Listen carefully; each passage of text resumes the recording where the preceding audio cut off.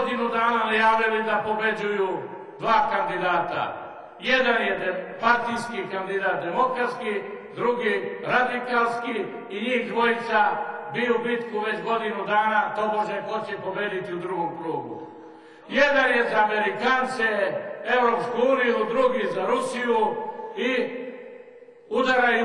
udaraju, Srbiju su podelili u dva tabora, a ja sam hteo da im pokažem da ima i treća Srbija, prava Srbija, ona Srbija koju su Nemanjići stvarali, Srbija koja ima samo jedan barjak, jedini srpski barjak, i da svi čestiti Srbi treba da stanu pod njega i da krenemo zajedno na pobede.